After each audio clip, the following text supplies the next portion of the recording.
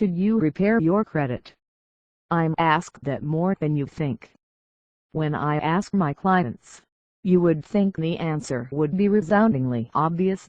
However, as we'll see, there isn't anything obvious about it. First, let's start by reviewing what credit is, the different types of credit, and how credit became such a necessary component in our society.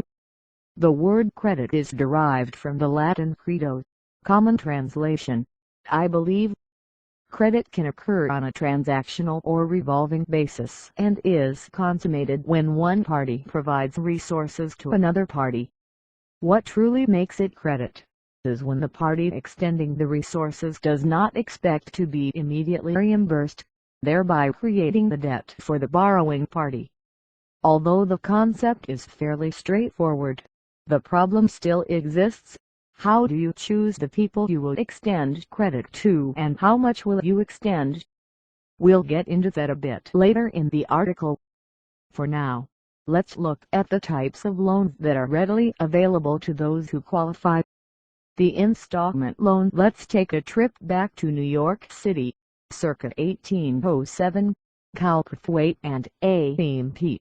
Sons Furniture Store began an installment credit plan allowing people to buy today but pay over a period of time. To start, a down payment was made by the customer that was followed by monthly payments of equal amounts. The concept mirrors the non-credit card loan payments we made today. Cowperthwaite and A.M.P. Sons Furniture Store was extremely discriminate as to the customers they would allow to purchase furniture on their installment plan. They handpicked their credit customers to keep those who defaulted to a minimum. Fast forward almost 50 years to 1850 and the cutting edge of technology, the Singer Peddle Sewing Machine. The sewing machine, at the time, presented a unique challenge. Being sold for $100, how was Isaac Singer going to mass produce and mass distribute the sewing machine? Edward Clark, co-founder of the Singer Sewing Machine Company, originated the hire purchase plan, the prototype for all installment selling or time payment purchases. As a result, people who would not be able to afford the sewing machine under normal circumstances could now purchase the Singer sewing machine and pay later. Even better, they could increase their productivity, earn more money, and improve their position in life. Revolving Credit First, introduced by the Strawbridge and Clothier department store, also Hecht's and Macy's in future years. In the 1960s, the revolving line of credit gave people the opportunity to buy things without paying for them that day, and it also gave the store another stream of revenue in interest. In revolving lines of credit, the terms aren't fixed as they are in the installment loan model.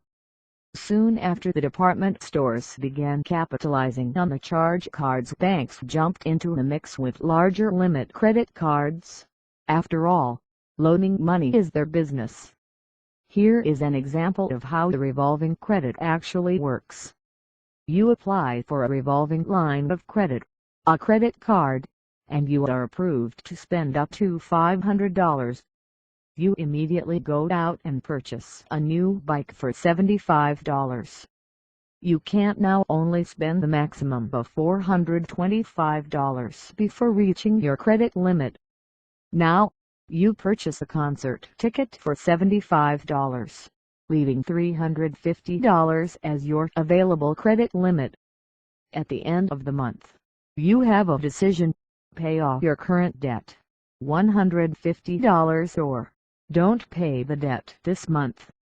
By not paying the debt, you will have to pay interest on the $150 and your limit remains $350 until the debt is paid. Revolving credit, especially credit cards, typically have high interest rates, and it's not uncommon to see interest rates exceeding 15%. As you can see, revolving credit provides a unique and valuable service when used responsibly. In this example above, you use your revolving line of credit as needed. If you had obtained an installment loan of $500, you would have had to pay interest on the full amount, $500, rather than just the amount that you had used, $150. Once you pay the $150, plus interest back, your available limit will then increase back to its previous maximum, $500. When used irresponsibly, revolving credit can become an unmanageable nightmare. So, the questions remains, when to approve and how much. The big three and two more. Does anyone remember the welcome wagon representatives? You move into a new neighborhood and the welcome wagon representative sets a time to come over and deliver baked goods, coupons, advertisements for local businesses, etc. Well, that's not all they were doing. Retailers' credit, now Equifax, used to gather data about you during those welcome visits. Information such as race, ethnicity, the quality of your home, furnishings, their opinion of your character, etc. Back then, trying to see what was in your report was nearly impossible. It could be riddled with mistakes, error and incorrect information, but you would never know.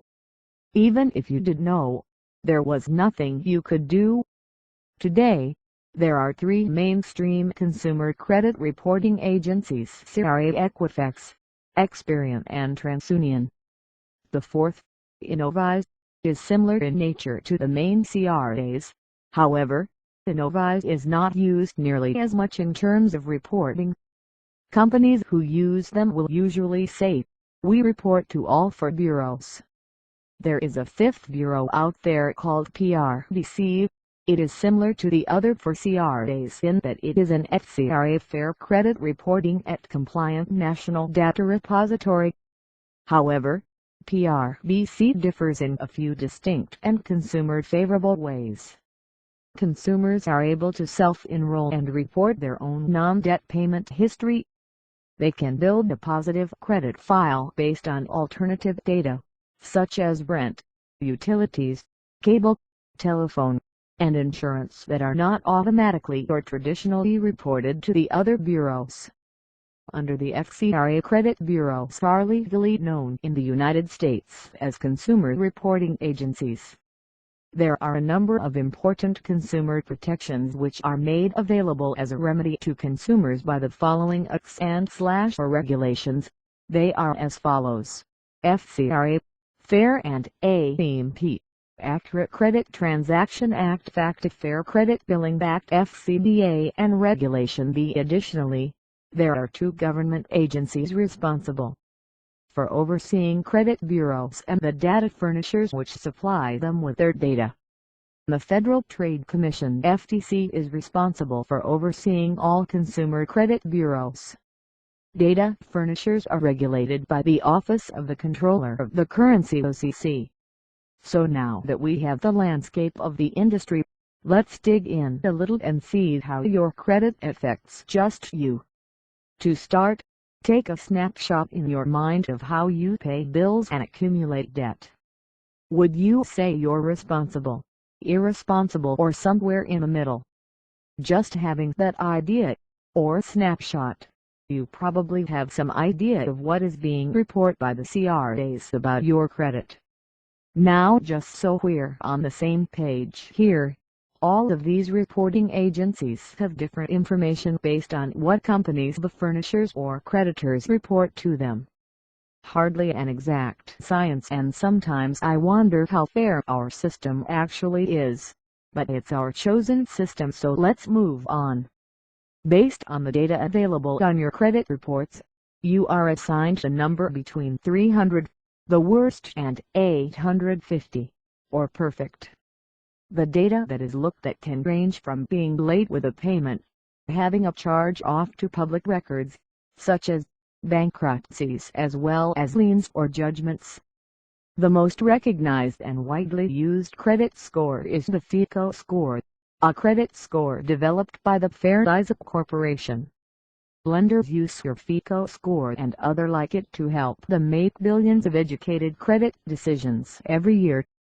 Fair Isaac calculates the FICO score based solely on information in consumer credit reports maintained at the credit reporting agencies. Ultimately, the FICO score estimates your level of future credit risk. Remember, future predictions are best evaluated on past performance. Meaning if you did it before, we assume you will do it again. CBS News reported 4 out of every 5 credit reports contains some error or inaccurate information. That's 80%. Where could you find a job where you could be wrong 80% of the time? How about a school you could be right only 20% of the time?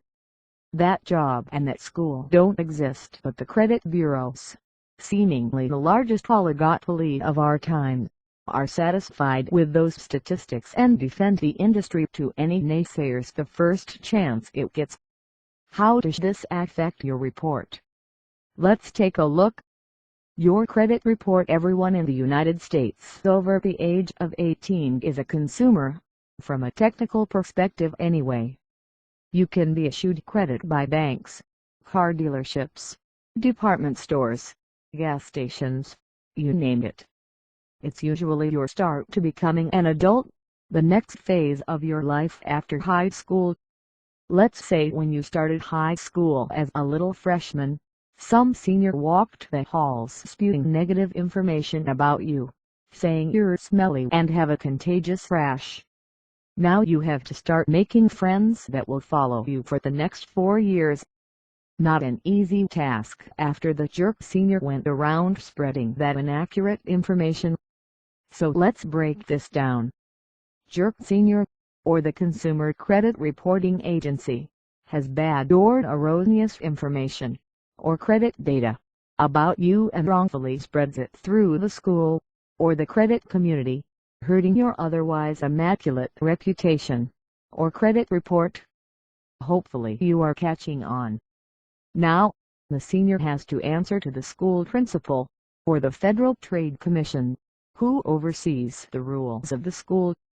The senior rats out another student, the creditor or furnisher, thereby admitting the data he had was second-hand and could not be verified.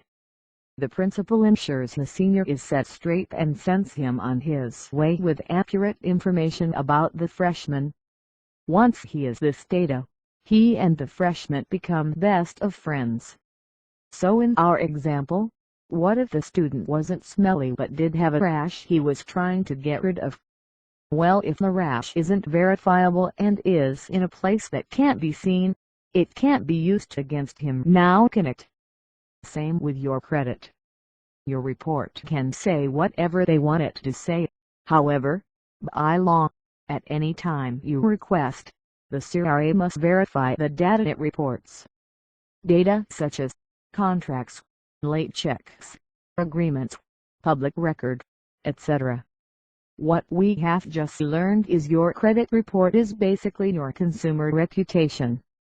Walk into a furniture store and fill out a credit app. Will you get approved or turned down? What if the salesperson is your neighbor? Hopefully you get approved. Otherwise, there will be a certain level of embarrassment for sure. Why chance it? You don't play around with your personal reputation. Why play around with your consumer reputation?